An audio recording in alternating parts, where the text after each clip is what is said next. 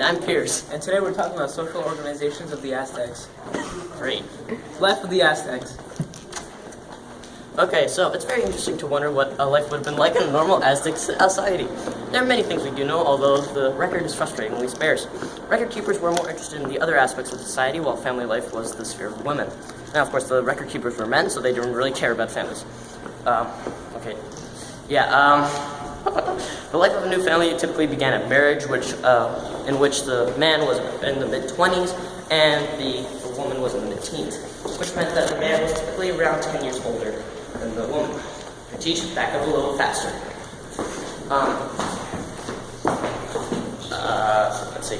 The parents usually organize the marriages, like in typical clans and tribes, and the children may have had some input, but probably not much.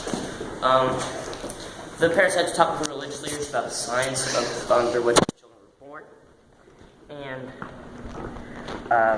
the wedding day was also usually decided by priest or parents, and it was religious slavery, right? So the Aztecs lived in the central Mexican valley and in mud brick houses, although they were pretty small. And Tenochtitlan was the capital. Very, very big mountain. Okay.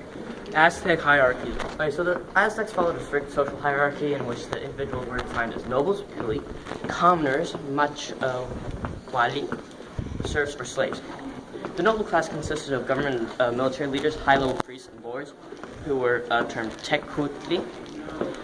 Priests had their own internal class system and were expected to celibate and to refrain from alcohol. Failure to do so would result in serious punishment or death.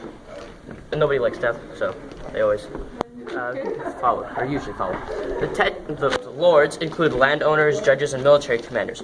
Nobles were entitled to receive tribute from commoners in the forms of goods, service for labor, taxes, and noble status was passed on through male and female lineages, which is uncommon in most societies because usually it's only male. Only nobles were permitted to display their wealth through jeweled capes and jewelry. Weird. And people could actually move up and down the hierarchy. So the emperor was actually also chosen from the nobles.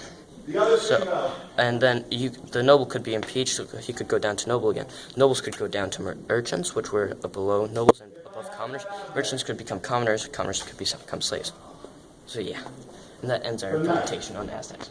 That was a disaster.